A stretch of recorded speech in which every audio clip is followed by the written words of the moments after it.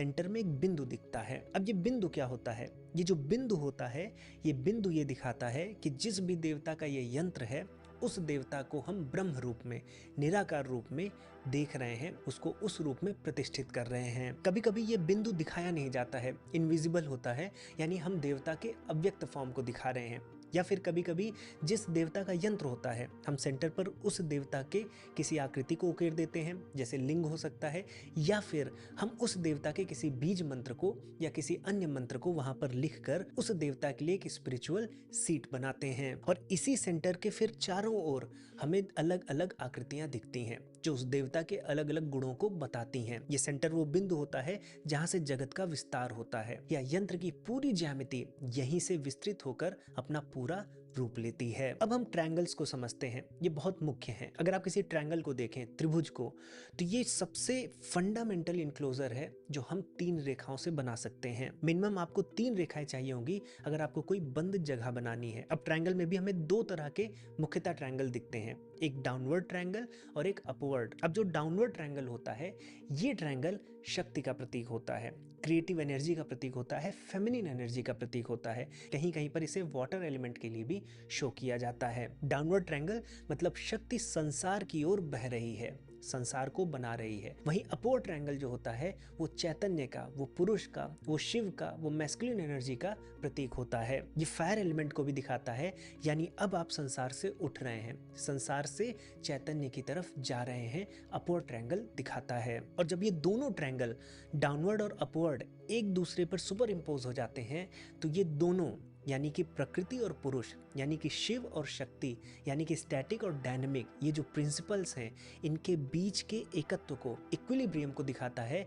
यानी ये जो सिंबल है षटकोण, ये हमें ड्यूअलिज्म के ऊपर ले जाकर एब्सोल्यूट जो अद्वैत है उसका अनुभव कराता है। अब त्रिभुज के बाद आपको वृत्त भी देखने को मिलेंगे, सर्किल्स। सर्किल की एक विशेषता होती है, हम इसका प्रारंभ और अंत नहीं बता सकते, एक साइक्लिक मूवमेंट हमें देखने को मिलती है। तो जैसे हमारी सृष्टि बार बार बनती है, बार बार बिगड़ती है, उसका ही वृत्त प्रतीक होता है।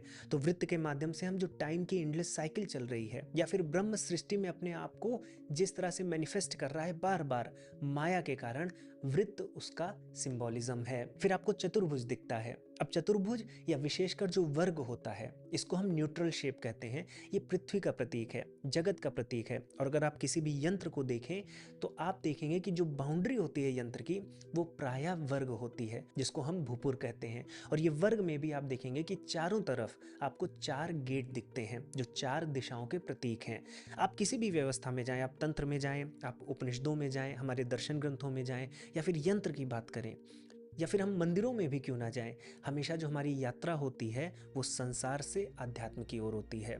अगर हम ध्यान भी करते हैं तो अपनी इंद्रियों को हम अपने अंदर लेते हैं और अंतर्मुखी होकर आत्मा को रियलाइज करना चाहते हैं।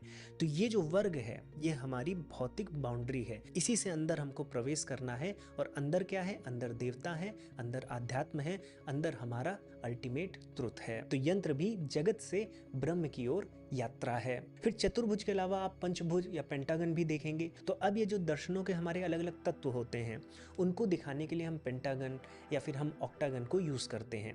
जैसे कि हमारे दर्शन ग्रंथों में पंचभूत, पंच तन्मात्राएं, पंच इंद्रियां, इनमें एक संबंध होता है जो हमें बताता है कि कैसे सूक्ष्म स्थूल से जुड़ा हुआ है, उसको हम पेंटागन के माध्यम से दिखाते हैं।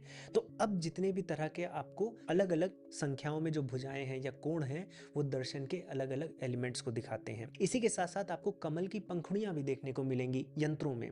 तो कमल क्या है? कमल ट्रांसेंडेंस या प्योरिटी का प्रतीक होता है। क्यों?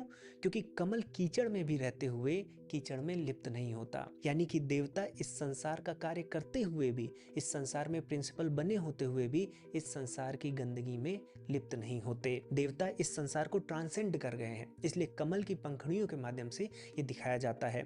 फिर कमल की जो पंखुड़ियां होती हैं, ये जब खुलती हैं तो ये इस बात का भी प्रतीक है कि इस जगत रूपी कीचड़ में चेतना फैल गई है, चेतना को इस जगत में बंधना नहीं है। और यंत्रों में कमल की जो पंखुड़ियां होती हैं वो देवताओं के गुणों के अनुसार अलग अलग संख्याओं में होती हैं, और कई यंत्रों में तो इन पंखुड़ियों पर देवता के मंत्र भी लिखे जाते हैं, जिससे ये पंखुड़ियां देवता के उस विशिष्ट गुण को इवोक करें। अब मंत्रों के अलावा आपको बीज मंत्र, संस्कृत के अक्षर या गणित की संख्याएं भी दिखती हैं, क्योंकि हमारे दर्शन में माना गया है कि जो लिपियां हैं, जो संख्या है, ये सभी देवता के सीक्रेट सिंबल होते हैं।